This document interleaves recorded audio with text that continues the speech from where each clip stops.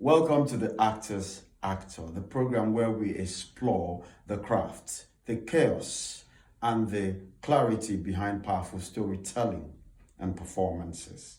My name is Kenneth A. Kanem, and today we're starting with the foundation. Now, I have decided to outline 12 pillars that hold the foundation for which great actors are made. So we're going to start with the first one. The first one, number one, is authenticity. In many quarters, acting is viewed as pretense, but I disagree with that to a certain extent because acting for me is not pretense, it's truthfulness. If you must be a great actor, you have to live it. You have to live the character you're living. You have to live the character you're acting. You live in the character. You have to put yourself in that character. If you must be believed by the audience, the people who watch the movies we make, you have to believe in yourself first. So, like they say, if you must be felt, you have to feel it first. So for me, authenticity is one of the great pillars of great acting, which makes a great actor. Number two is listening. Many a times, actors don't listen while acting. Instead, they wait for their cues. And I think that's one of the biggest undoing of many actors. You don't just wait for your cues, you listen. In listening, you put yourself in the scene. You put yourself in the act. Because what happens during listening is that you have that capacity to be part and parcel of what's going on. You listen, you're involved, you're part of what's happening while the other actor is talking. And while he's talking, while he's acting, you're also acting. You do what we call set business. You submerge yourself in the scene and the character. And when it's your turn to act or talk or do whatever, you will see yourself coming out tops. And that is one of the strongest pillars of great actors. Number three is emotional availability. Many a times, a lot of actors are emotionally absent in the characters they're acting. So what do you do to be emotionally available? You have to involve yourself. You have to be brave enough to go into the character.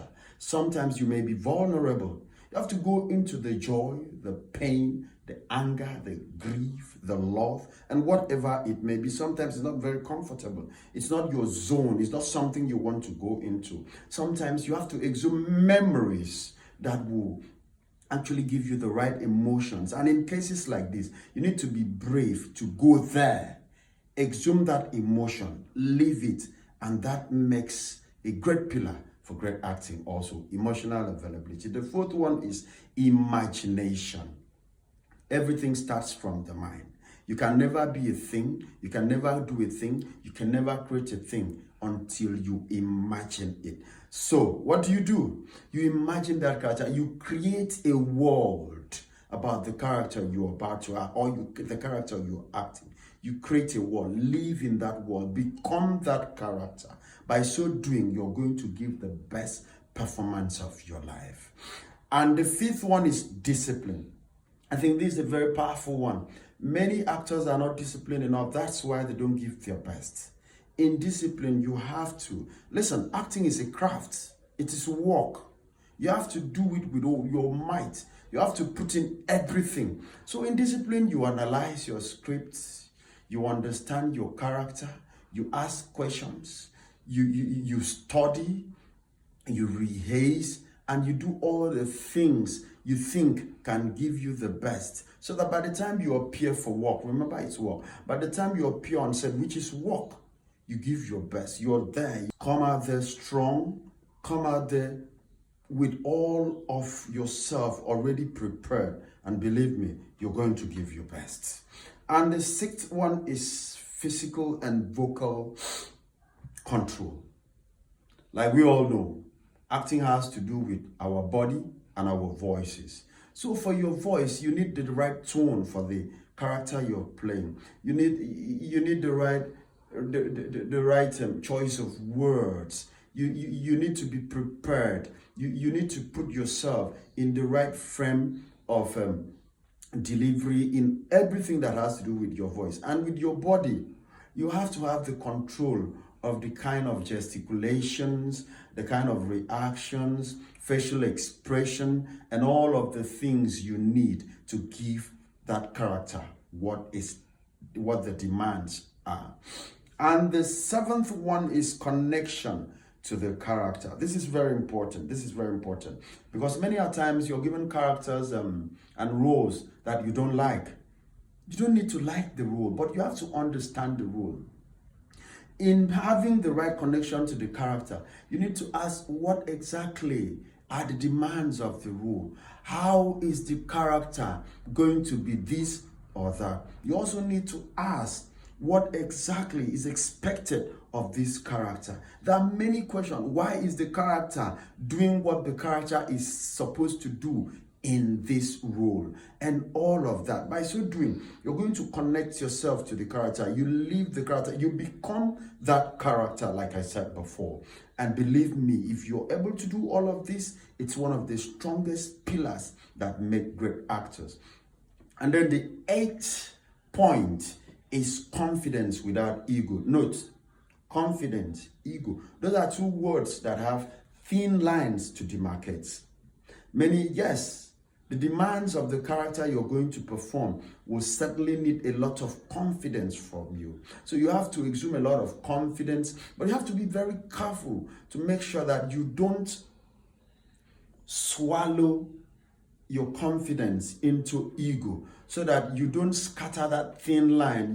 You don't go beyond the boundaries and then exhume ego. Because when you come to filmmaking as a craft, you have a lineup of individuals who are doing different things, from the makeup artists to the costumers.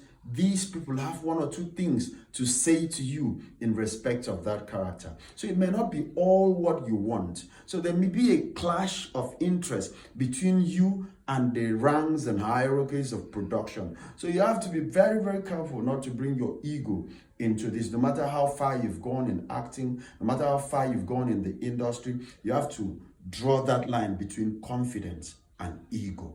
And the ninth point is flexibility. This is very important because many actors find themselves stereotyped instead of being versatile. Great actors are known to do anything they're asked to do at any time, and you have to adapt to different roles, different characters, different movies, different scenes, different stories. Remember, we don't cast by who you are. We cast by your biological outlook or age. So you may fit into the role physically, but you have to be flexible enough to go into each of those characters with different stories and different expectations from the directors and the script as well.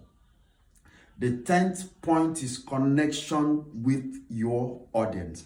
This is something I personally do a lot. Connection with your audience. Many times before you act, before you perform in certain roles and characters, this is what you have to do. I personally do this.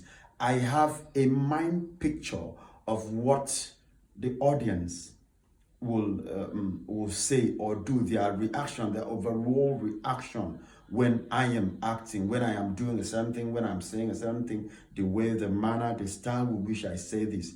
I connect myself to what they will say, how they will react. Will they love this? Will they like this? And all of that. That is very important. If you can be doing that a lot, if you have that at the back of your mind at all times when you're acting, believe me, this will mark you out as a great actor.